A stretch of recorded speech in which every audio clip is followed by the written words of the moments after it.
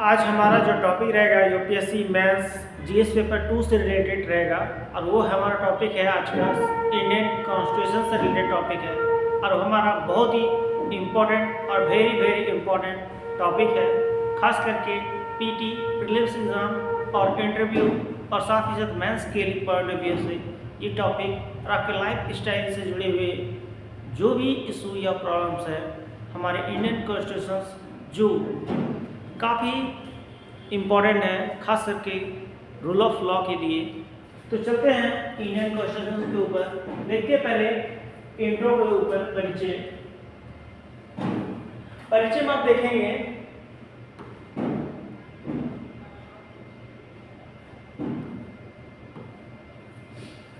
भारत का संविधान कॉन्स्टिट्यूशन भारत का सर्वोच्च कानून है, लॉ है, ठीक है।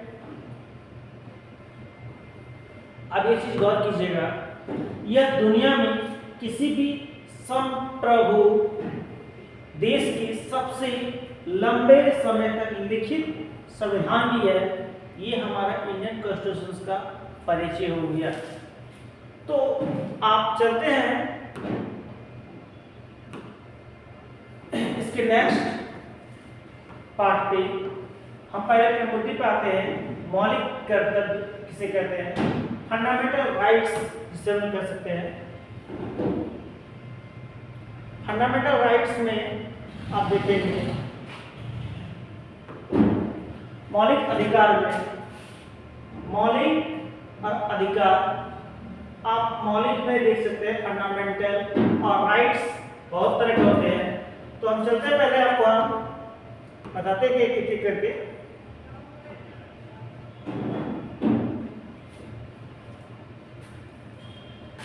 पहला है 6 तरह के हमारे राइट्स मिले हुए हैं, उनमें से हम देखेंगे। पहला है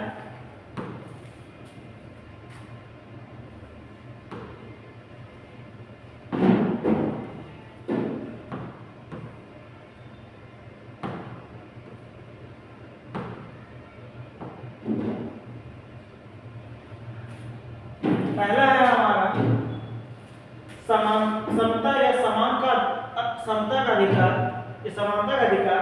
दूसरा है स्वतंत्रता का अधिकार। तीसरा है शोषण के विरुद्ध अधिकार, शोषण के विरुद्ध अधिकार। चौथा है धार्मिक स्वतंत्रता का अधिकार। पांचवा है संस्कृति और शिक्षा संबंध अधिकार। छठा है संवैधानिक अधिकार। आप ये 6 टाइप के आपके फंडामेंटल राइट्स में अधिकार दिए हुए हैं। आपको हम एक एक करके इन सभी से हम डिस्कस करेंगे। पहले चलते हैं, पहले समानता का अधिकार के बारे में पढ़ते हैं, उसके बाद स्वतंत्रता का अधिकार, उसको शोषण के विरुद्ध अधिकार, धार्मिक स्वतंत्रता का अधिकार, संस्कृति और शिक्षा संबंध अधिकार और संवैधानिक अधिकार के ऊपर डिस्कस करेंगे। तो हम देखते हैं एक एक करके।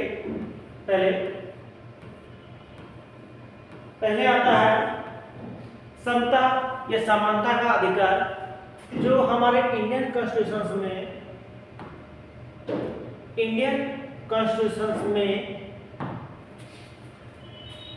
अनुच्छेद 14 से अनुच्छेद 18 तक में इनको दिखाया गया है।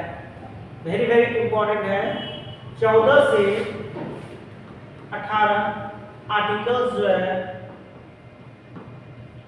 ये बताता है समानता का अधिकार के बारे में।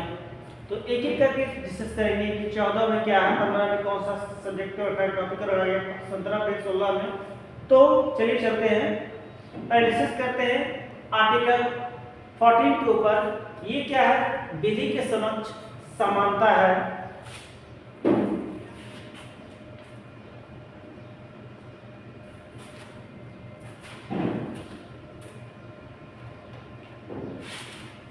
विधि के समक्ष समानता है। आर्टिकल 14 अनुच्छेद 14 है। अनुच्छेद 15 है धर्म, मूल वंश, जाति, लिंग या जन्म स्थान के आधार पर विभेद का प्रतिषेध, किसी प्रकार का भेदभाव नहीं किया जाएगा, चाहे धर्म हो, चाहे वंश हो, चाहे जाति हो, लिंग हो। इन सभी का अधिकार, इस सब के आधार पर भेद नहीं किया जाएगा, यानी भेदभाव का उन्मूलन है। अनुच्छेद 17 बोलता है अनटचेबिलिटी, इसको हम बोलते हैं अस्पृश्यता का अंत करने वाला अनुच्छेद 17। 18 है उपाधियों का अंत है, और अनुच्छेद 16 जो है वो पॉजिटिव आरक्षण की बात करता है। यहाँ पे 16 को डिस्क्राइब नहीं किया गया है। तो हमारा रूल ऑफ लॉ के अकॉर्डिंग समानता का अधिकार आप देख सकते हैं, इस जगह ये पैरेलल किया गया है, सभी को वेटेज इक्वल दिया गया है साइड में, आप देख सकते हैं। ये हमारा लॉ का रूल ऑफ लॉ का साइड है। तो चलते हैं आगे से। अब आता है स्वतंत्रता का अधिकार, अनुच्छेद 19 से 22 तक का। सब स्वतंत्रता का अधिकार का एक सिंबल देख लीजिए आप।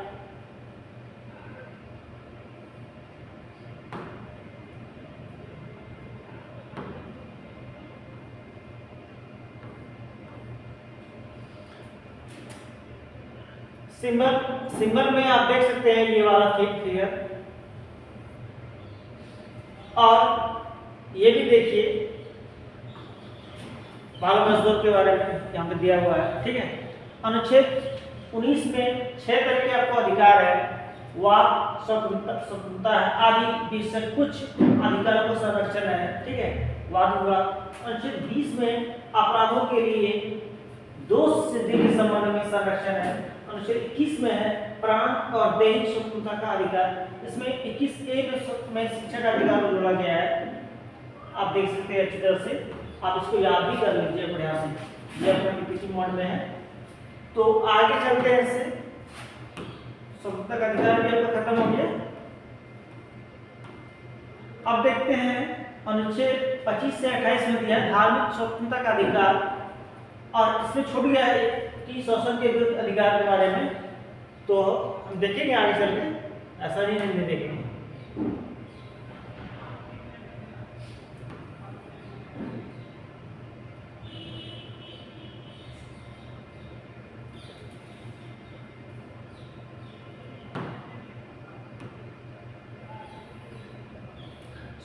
धार्मिक स्वतंत्रता के विरुद्ध अधिकार जो है काफी मोस्ट इंपॉर्टेंट है।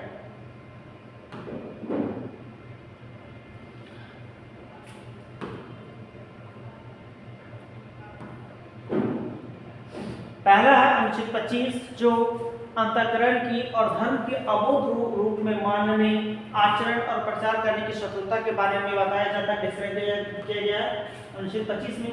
अनुच्छेद 26 में कहा गया है धार्मिक कार्यों के प्रबंधन की स्वतंत्रता है।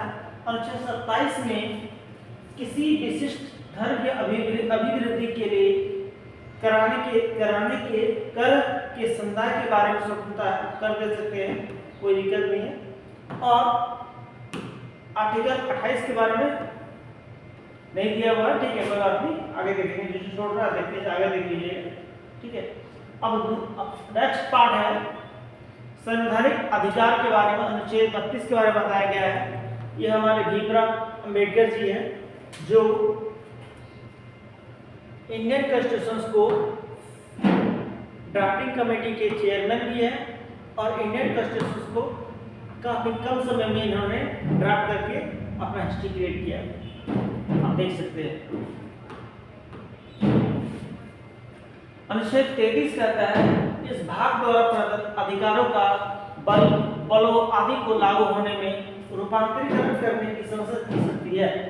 ये मिलिट्री के लिए शायद, ठीक है, इंडियन नेवी आर्मी सब के लिए। अनुच्छेद 34 है जब किसी क्षेत्र में सेना विधि प्रवृत्त है तब इस भाग द्वारा प्रदत्त अधिकारों का निबंधन है। आप जिस जगह सेना विधि प्रवृत्त सेना रूल होती है उस जगह ऑटोमेटिक अनाउंस खत्म हो जाएंगे। अनुच्छेद 35 है इस भाग के उपबंधों को प्रभावी करने के लिए विधान बनाया जाता है संसद के थ्रू।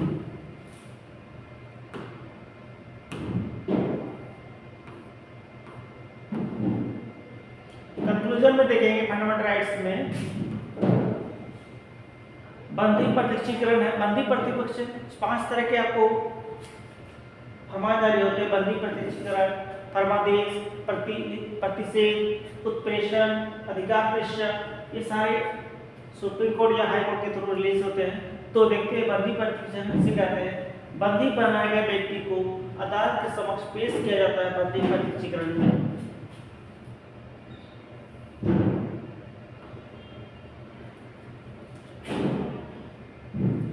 बंदी प्रतिचित्रण में बंदी बनाए गए व्यक्ति को अदालत के समक्ष पेश किया जाता है, उसको बोलते हैं बंदी प्रतिचित्रण। फरमादेश हो गया, इसके तहत न्यायालय किसी व्यक्ति, संस्था या अधीनस्थ न्यायालय के कर्तव्य पालन के आदेश के लिए आदेश देती है, कर्तव्य के लिए आदेश देती है। फरमादेश प्रतिषेध का जो है यह उच्च न्यायालय द्वारा अधीनस्थ न्यायालयों पर कब जारी किया जाता है, ठीक है। ये उच्च न्यायालय द्वारा अधीनस्थ न्यायालय को रिपोर्ट या कुछ भी नोटिस जारी किया जाता है। उत्प्रेषण हो गया, इसके अंतर्गत कोई अधिकारी या निचली अदालत बिना किसी आदेश या अधिकार की कोई भी कार्य करती है, उसके बाद उसको बोलते हैं उत्प्रेषण। अधिकार में जब कोई व्यक्ति गैर कानूनी रूप से किसी पद या अधिकार का प्रयोग करता है तो उसे इसके लिए या इसके द्वारा रोका जाता है, उसको अधिकार प्रेषण। Thank you. आज का टॉपिक हमारा यही था, मिलते हैं अगले वीडियो में। जय हिंद।